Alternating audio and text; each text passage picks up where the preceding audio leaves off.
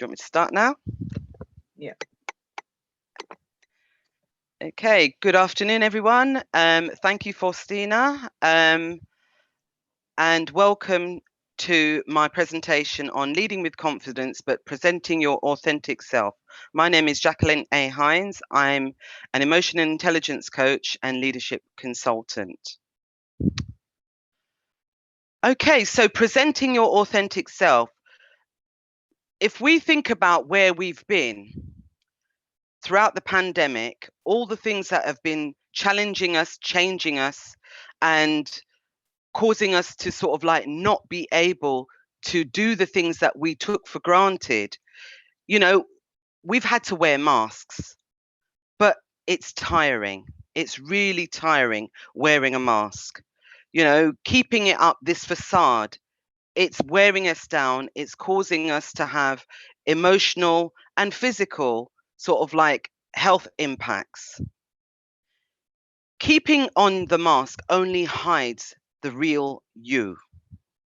And when I say the real you, the you that laughs at everything, the you that will make a comment, the you that will do things effortlessly, the you that God created. Embracing who you are is key to your progression. And as I said, being your authentic self, it comes in many shapes and forms. And if we think about where we are now and where we've been, this poem resonates how I feel, and I know it will resonate with a lot of you. I fall, I rise, I make mistakes, I learn. I get hurt, I bounce back. I'm not perfect, I'm human. I have confidence, I have faith. I will continue putting one foot in front of the other and moving forward. That's what strong women do. And I say strong women and men as well, but we're talking about women into leadership. We're talking about us, our peers, our sisters, our aunts, our mothers, our grandmothers. We stand on the shoulders of giants. We were raised to be authentically us, and that's what we need to embrace. Keeping up the facade is not an option. Wearing the mask is not an option. Being your authentic self, I know sometimes is difficult. And like Susan Jeffers says, feel the fear and do it anyway, because you can't be anybody else but yourself. How do you see yourself? Do you see yourself as someone who's shy, retiring? Do you see yourself as magnificent, fearfully and wonderfully made? Do you feel confident only in certain situations or in front of certain people? And I ask this, and not for you to sort of like come back and say, well, no, I'm authentic, I see myself as this, with anger. It's just about exploring, because sometimes, and I've worked with people in the past where inside a meeting, they're all professional. And then as soon as they step outside the door and in the working environment, away from the meeting and the individuals that they were in there, they're a totally different person. And it's like, ooh, who was the person that was in the room then? So, how do you see yourself? Is it the same as what other people see? And I talk about the imposter syndrome. It is not an attractive mindset to have. I've actually gone through it myself. And I know people who I've coached who've gone through it. And you have to believe in yourself. You have to love yourself. You have to know that you were here for a purpose. Everything that you do, your footsteps are ordered. So feeling that you're not good enough is not something that you want to keep hold of. It's something that you want to release. Owning your authority and reclaiming your authentic self, that is the key. So as you can see the picture, there's a little kitten there, but in the water, the reflection is a tiger. Not saying that we're animals or anything like that, but the strength, the magnificence, that is how you see yourself. I see myself as me. I can only be myself. I can't be anybody else. I am Jacqueline A. Hinds. I'm a mother. I'm a wife, I'm a sister, I'm an aunt, I'm a coach, I'm a trainer. I'm multifaceted like everybody else is. And I own my authority. It took me a long time to get there, but I own it and I am not giving it up. So, what I'm saying is, everything that we've gone through with the pandemic, we know it's been devastating. We know that it's been debilitating. We know that it's fractured us in so many ways that we can't even vocalize. We've lost friends, loved ones, people that we've worked with, colleagues, and we've not had the time or space to really grieve or talk about how we're feeling. But what we know is that we are fearfully and wonderfully made, and that we now need to, seek those platforms, those networks where we can actually sit down and be comfortable talking about how we're feeling and owning it as well. So owning your authority and reclaiming your authentic self is the next step forward. I have 5 takeaway tips for you. The first one is, don't be afraid to be yourself. Being authentic and sticking by your values and principles can sometimes be a very lonely road to travel, but you walk with the knowledge and confidence that you are being yourself and not someone else. Number 2, accept that not everyone will like you. It may not be anything that you've done. It could be just that you're different. You do things differently and you stand out in the crowd. As long as you don't let this affect you, you are who you are and you can accept this fact. You can continue being your authentic self. Number 3, take a closer look at yourself in the mirror. Taking an honest look at yourself, your flaws, your foibles, and recognizing your strengths and your challenges is a good start, as sometimes the challenges can overshadow your strengths. So that self-reflection bit is really good. Doing that temperature check, looking at where you've been, where you are now, and being able to sort of like adjust yourself for the way forward is good. Number 4, be bold and inspire others. Share the gifts that you've got. God's given us many gifts.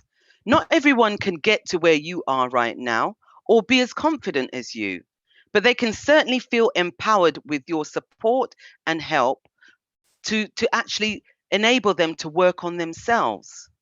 So, you can do all things, but when you give somebody who's disempowered, your time, your effort, or just words of encouragement, watch that person grow and fly. It's wonderful.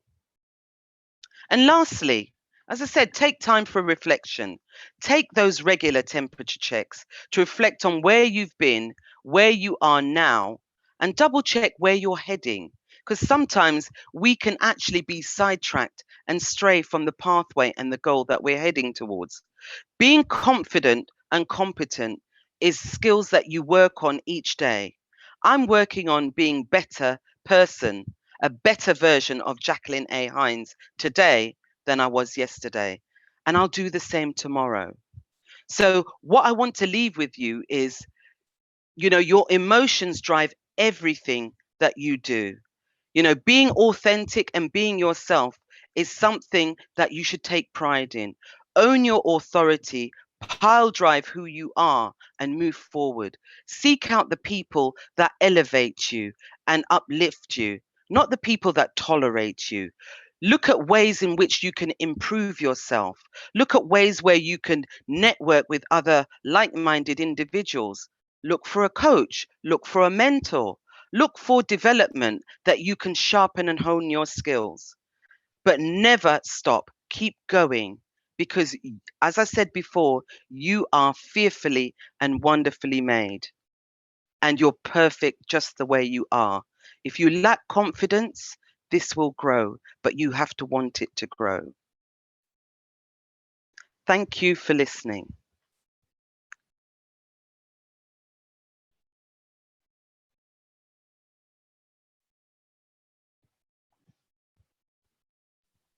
Thank you, Jacqueline. That was a wonderful presentation right there.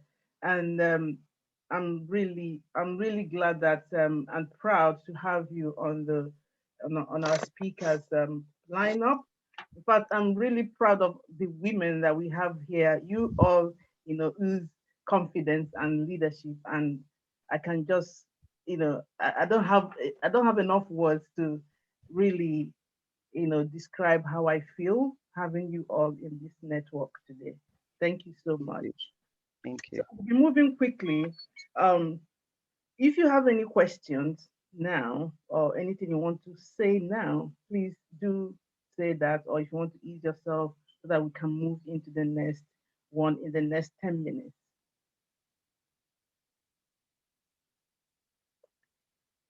Um, if no one is having any questions, we can just go into the next speaker. If that's okay. Just give me a nod. You happy? Thank you. Okay. So our next speaker will be Emily Carter. Emily, you're going to be talking to us about gender equality and from your experience and all of that. So Can you hear me okay if I speak this loudly? yeah, thank you. Okay. But Could before I you get start, permission to share my screen as well? sorry. Before you start, let me know so I can start recording you.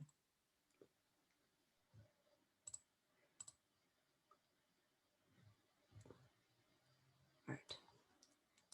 I'm ready to start. Can you see my screen? Yep. Great.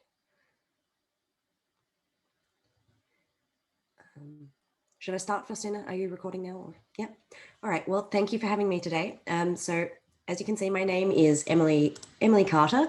I'm sure you can hear I'm not British. I'm actually Australian, although I live in Sweden now. And I'm an organizational identity strategist and an experience architect with a focus on brand, culture, and voice during periods of change, and specifically during rapid small to medium business growth and the implementation of future of work and remote first policies.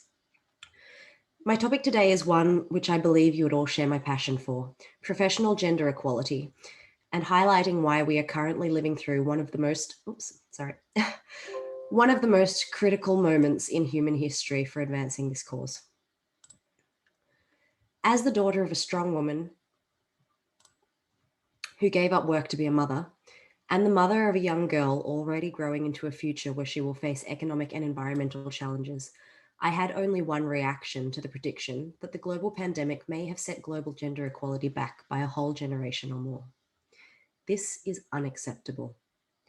And while I'm going to focus quite heavily on professional women who are mothers today, in terms of women without children, it is worth bearing in mind that regardless of our personal status, the role of the woman mother is the yardstick and standard against which all women are measured. And we only need to look as far as stories of women who are branded as selfish for choosing their career over family, regardless of whether any of those judging her know that woman, her goals, or her medical situation, to see that this is true.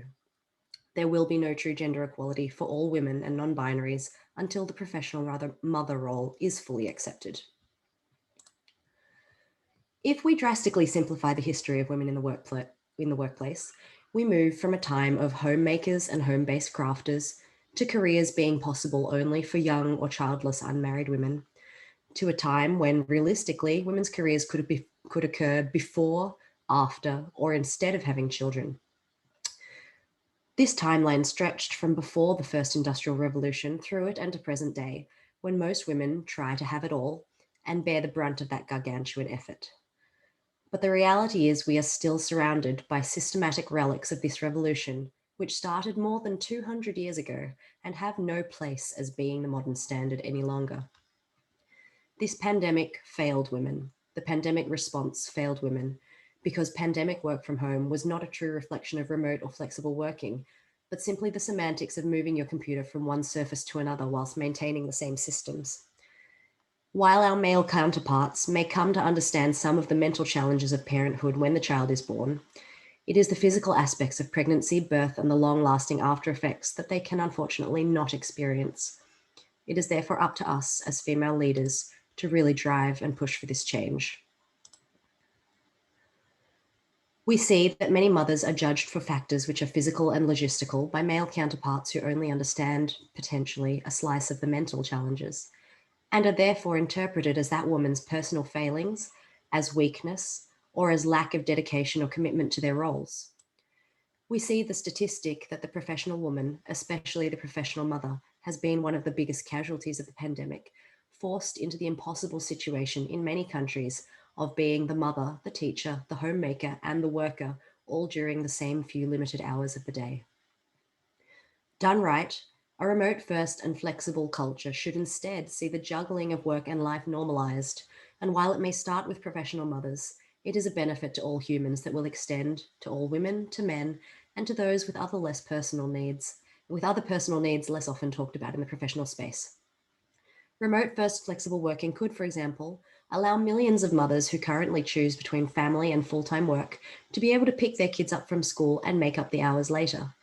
In 2021, it's still predominantly women who reduce working hours for up to the first 8 to 10 years of family life, impacting not just their current earning potential, their perceived dedication to their careers, but their opportunity for promotion, their pensions and savings for later in life, and for many women, even their personal nest egg, that savings which is critical to them if it all goes wrong and their relationship breaks down, while their male counterparts continue with their careers and financial status relatively uninterrupted by parenthood. And yes, this also applies to single fathers who shouldn't have to choose to be less than as a father in order to maintain the status quo of the male career. What is the cumulative value of millions of women losing 25 to 50% of their income, savings, and pensions for years after the birth of each child? And what is the cumulative damage of millions of children with limited relationships with their fathers who continue their dedicated careers, coming home daily when the child is asleep? The equality to be found in flexibility and life fit is for everyone.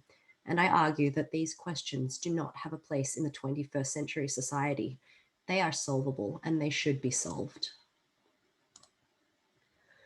So how can we as female leaders drive and push this change now at this critical moment as people are already open to and forced to change, and try to undo what a global pandemic has done so that the next generation of women and girls don't grow up merely trying to retrace the steps of work that has already been done by their mothers and grandmothers? Every organization has a responsibility in this time to do a critical analysis of their needs, situation, talent force, market position, and logistics, and build a picture of what their own future of work looks like, preferably as free as possible from the imprints of systems we have been living with for more than 200 years. The argument of work from home versus work from office needs to stop. A remote first and flexible future is not the forced work from home we have seen for the last 18 months. It is needs-based, organic, and unique to each organization and its ecosystem of stakeholders.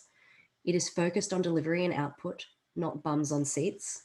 And it recognizes that in this era of technological symbiosis, there is no clear line any longer between work and personal life. And as those boundaries blur, new ways of balance need to be found. It recognizes that people who can bring their whole self to their jobs are motivated, loyal, and inspired.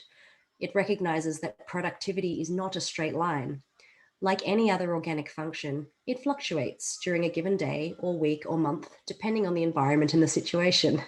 And as a pregnant woman in my first trimester, I can tell you that I am far more productive, motivated, and focused now that I work for myself when I'm simply able to take a nap in the middle of the day than I was in my previous pregnancy, where I sat at the desk from 9 to 5 for appearance's sake, some days literally holding my eyes open with my fingers when nobody was looking to prevent myself from falling asleep on my keyboard. Of course, we can't all keep entirely different hours because as organizations and human beings, we do need to come together and collaborate, discuss, and brainstorm, but we don't need to do that for 8 hours a day. And we can avoid this by empowering people to return to group situations once clear questions are defined or deliverables are completed, by preparing for meetings so that everyone arrives on the same page, ready to discuss and make decisions, not to present the status, saving both meeting frequency and duration. As teams become more global and distributed, the breakdown of the day becomes not even a luxury, but a necessity. Perhaps you need to take a meeting at 9 p.m. to speak to someone in another time zone, and without the clear delineation that work ends at 5 or 6, which realistically hasn't been the case since we all became addicted to smartphones. It becomes even more critical for people to be allowed to claim back personal time when it suits them. Perhaps, for example, to take a walk and clear their head at 1 in the afternoon while the sun is shining, rather than sitting in yet another iterative meeting.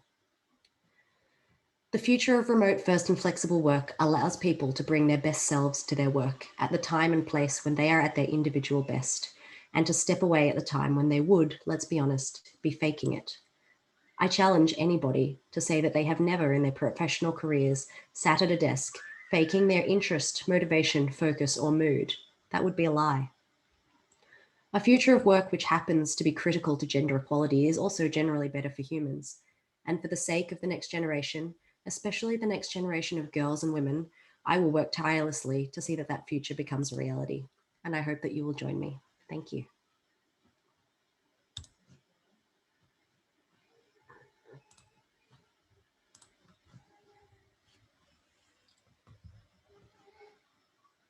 Well, that was it.